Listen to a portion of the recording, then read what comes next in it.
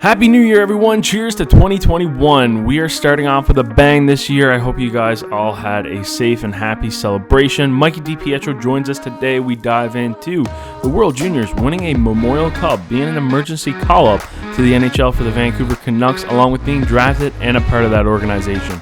I'm your host, Robert Greeley, and this is Greels. Mikey, my dude, it's been a while. Windsor legend, how's it going? It's been good. It's been good, obviously, given the circumstances with everything, but I'm definitely enjoying some time at home and, trying to stay sharp in the meantime. Yeah, I guess what kind of training have you been up to? Getting on the ice lots or? Yeah, a little bit here and there. Now my zone here in Windsor is now gray. So, all the arena shut down, unfortunately, but still trying to keep up the training as well. Been driving back and forth a few different places to try to find some ice, but just given the circumstances, just trying to do the best I can. Mm-hmm. And I guess growing up in Windsor, being a kid from Windsor, when you found out that you were going to be a Spitfire, take me through that moment. Yeah, it was obviously really cool. Any draft year is crazy, especially your OHL or the NHL draft year too. It's just a bigger stage, but going into it, obviously there were a lot of nerves. Really not knowing where you would go, and you're kind of confident in yourself and what your ability is, but it's just kind of proving it to other people and having them have that belief in you. And I was really lucky to go to Windsor where I did, and given the opportunity, they had a new coach in Rocky Thompson. Obviously, I knew Warren Reichel very well growing up playing with his son. And they kind of trusted me and kind of, eased me into it, but also gave me a responsibility in my first year that I think helped me kind of build confidence and really find my game in the OHL and kind of build on it for, the next 4 years of playing in it, three and a little bit with Windsor, then a little more than half a year with Ottawa. So it's definitely been, an experience that I'm very grateful for. And obviously playing in front of family and friends every Thursday night, that's something that I'll always remember. And we were lucky enough to win a championship. So I look back with my time in Windsor with nothing but fond memories, as with Ottawa too. But Windsor is obviously home, being from Amherstburg and everything that comes along with it. It was really special, not only for me, but for my family. Yeah, I mean, let's kind of dive into that championship. I know it was nice, kind of getting to know you through that OHL playoff run. You were telling me lots of little stories about just how incredible that moment was. Just kind of go back and reflect there now on, not only doing it for the city, but being in the city and being from the city. I mean, it's quite the special moment. Yeah. Well, first when we got word that Windsor would be hosting the Memorial Cup, that's definitely just pressure, right then and there, right when you hear that. And what they did in 2008, 2009, 2010, winning back-to-back championships. You just add that pressure on yourself, and me especially. I'm one that really adds pressure on myself, and maybe a little too much at times, but it's all good. And in that way, and then leading into the season, still being relatively young goalie, and like I said, Rocky having the trust and the faith in me, and the whole coaching staff really, with Jimmy Bedard being the goalie coach, and really kind of showing me just, I like to have fun at the rink, but really showing me how to get the work in that you need to do, but also find enjoyment, find a way to decompress after when you leave the rink is really important. And that was a really big learning year for myself. There were a lot of ups and downs. I think it was the first time that a team with over 90 points didn't have home ice advantage coming in the playoffs. So we had to go to London on the road to start the playoffs, and we ended up losing to London in 7. And you have such a big long layoff, and it was just like you go to the rink every day, but like there's no end in sight. You don't really see the light at the end of the tunnel. And Rocky definitely, Rocky and our whole coaching staff and training staff did a great job getting us ready. But while you're going through it, it certainly didn't feel like it was a great job getting us ready. It just, literally felt like a living hell, and just couldn't even walk when you leave the rink, and just stuff like that when you're when your coach pushes you to a point that you need to be pushed to, to get us ready and be ready for when the tournament comes. And they did a great job tapering back the workload as we got closer to the tournament. We found alternative ways to really just find an edge, whether it be the mental side or the physical side. And then when the tournament came, it was just, you're thrown right into the fire. We started off against St. John's, and I think we scored first in every single game in that tournament, and we didn't trail a game. I think till the finals, and just having that jump and having that extra step and making sure we were ready to go from the hop, and the proper scouting and everything really gave us the advantage. But our coaching staff can't say enough great things of making sure we were ready, but also my teammates and I, just finding a way to put it all together for that short period of time in a tournament like that against 3 league champions.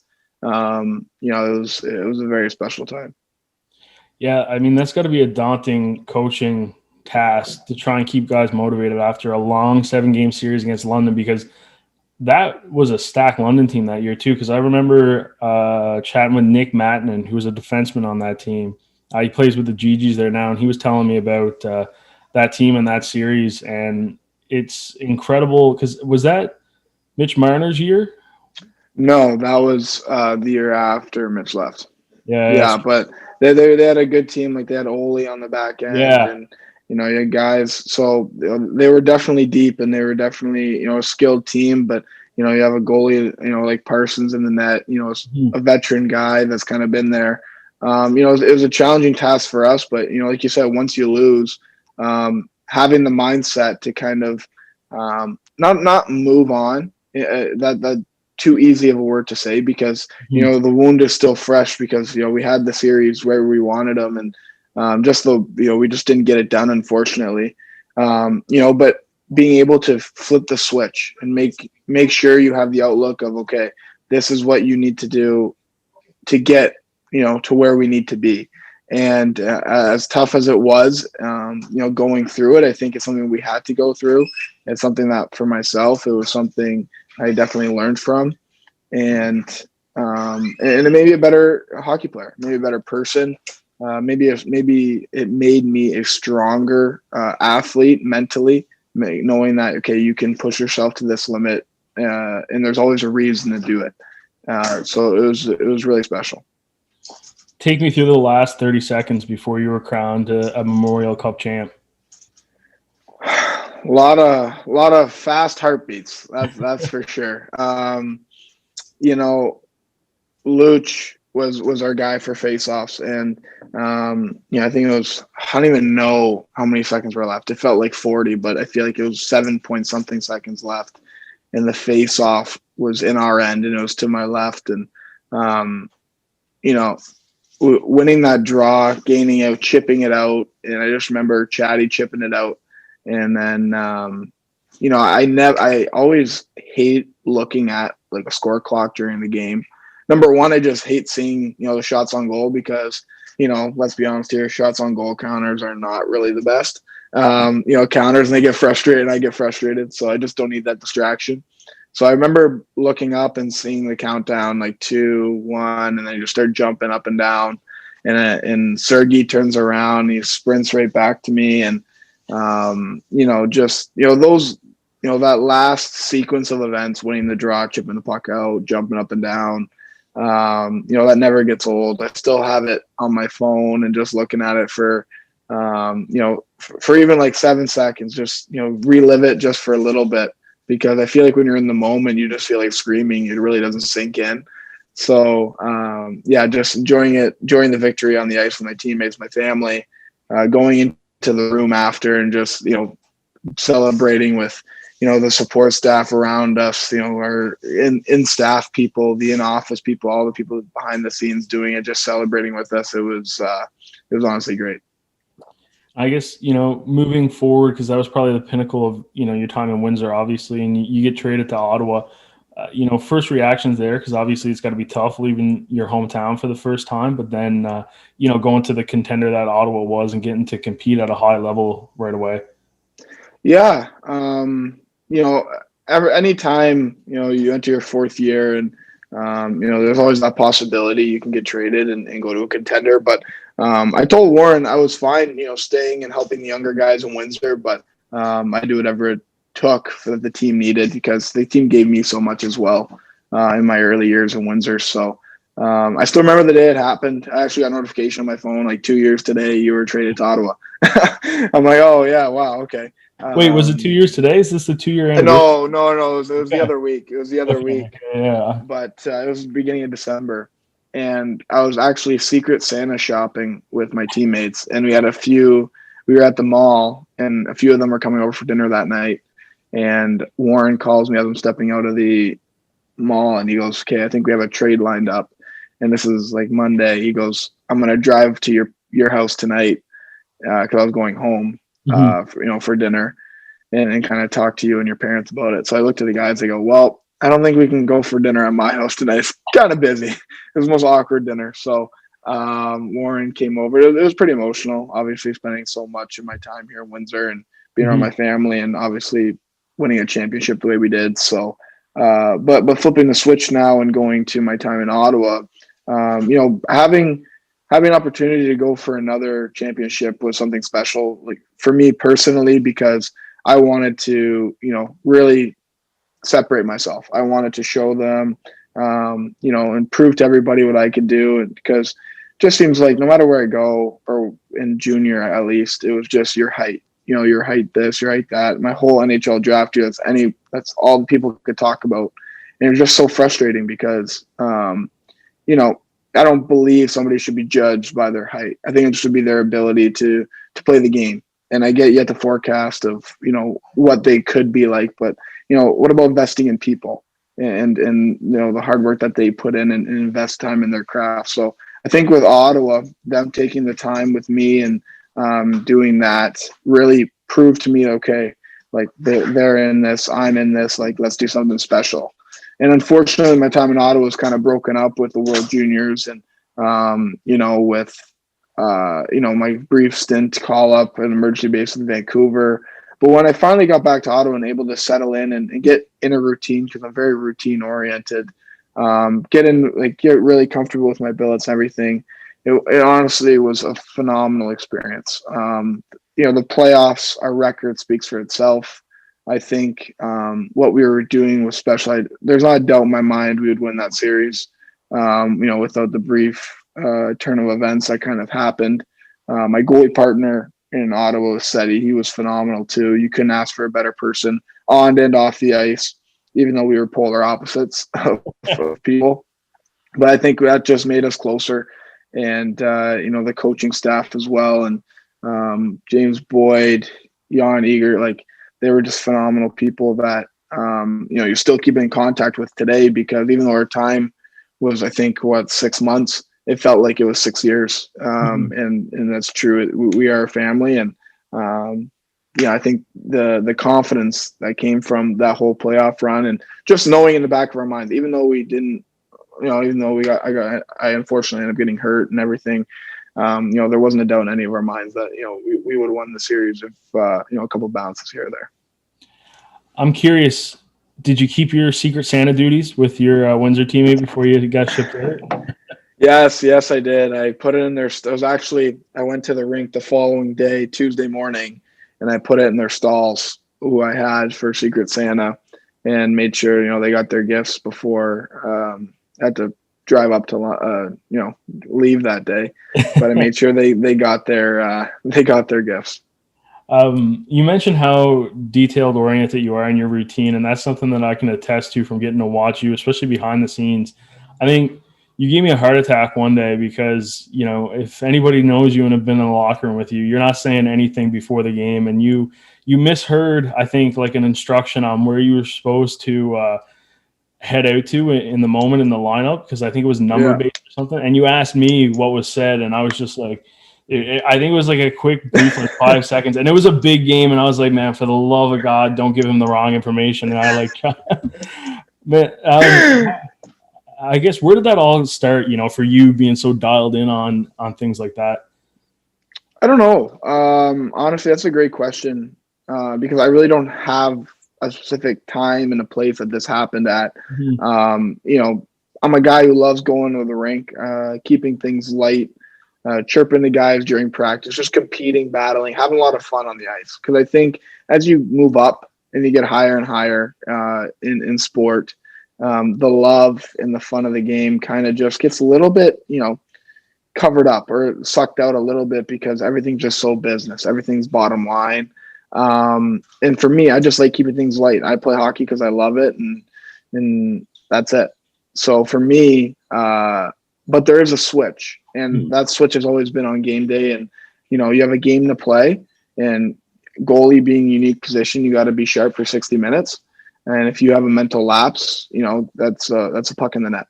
So I think for me, being so dialed in and being serious on game day and really taking what I do seriously and doing it with pride is something that I think that just happened naturally when I made the jump, or maybe even minor midget when, leading into your OHL draft year, knowing that every game, just means a little bit more. My family sacrificed so much for me that the least I can do is really invest 100% of myself into it and give myself the best chance to succeed in it as well. And I mean, obviously you've had a lot of success, and let's kind of, it's the time of the year, World Juniors is coming up, and, you went from a guy who was a late cut the year before, and then you cracked the roster. And then, I mean, you really captured the hearts of a lot of Canadians throughout that tournament, how you performed, and even the stuff that you were putting out on social media, kind of your last stint of social media and the last time that was going on. But yeah, I mean, take me through all of that World Junior experience for Team Canada. Yeah, I'm very, very blessed and lucky to have played for Canada on every stage there is that you can be doing being a junior athlete and playing in the OHL, whether it be Canada Winter Games for every 4 years. I was just blessed enough for it to be my year. Then U17, U18, U20, even a men's worlds. Being the third goalie and just being kind of a target out there. That was a great experience. But for me personally, it's a lot of sacrifice for even the guys that don't make the team. Like for myself, the third year, you go out all these camps in the summer, and then you have all these dreams. You think you can crack the roster. You think you deserve a spot. But, when you come up so close and you just don't get it, and it's heartbreaking. And even Nick Suzuki and we went through the same thing.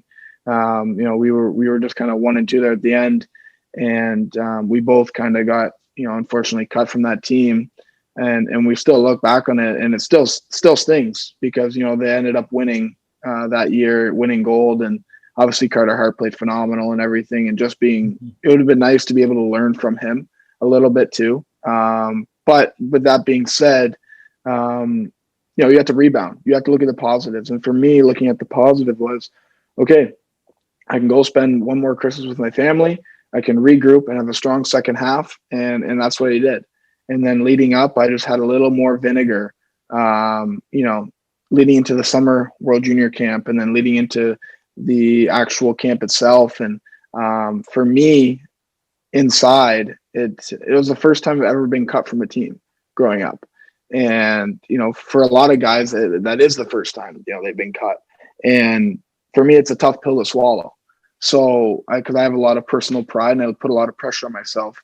And, leading into my World Junior year and being in Vancouver and everything like that, I wanted to not only make the team, but I wanted to kind of take over. And I wanted to, be a leader on the team and stuff like that. So I was lucky enough to make the team and hit a few bumps along the way and exhibition games and whatnot. But I feel like once the tournament actually got started, I just settled right in. I had a lot of fun. I felt comfortable. I didn't feel out of place. And I was really happy with my tournament personally. And I thought, unfortunately, we did not get the result I think everybody wanted. And that still hurts to this day because I haven't been scored on, that the way I was the last 2 goals ever in my hockey career, let alone till this day. And, looking back on it, it's just frustrating. But, I'm one who has faith. I think God works in mysterious ways and everything kind of happens for a reason. And for me, that's just another set of adversity that I was able to work through. And, you touched on it briefly, it being my last stint of kind of social media before I kind of, deleted it all. And it was something that for me personally, I just want to put a positive message out. I think we as Canadians love this tournament. We put a lot of pressure on the athletes, and I think a lot of athletes love the pressure because they love the attention that comes along with it. And you grew up as a little kid watching it, now you get to play it.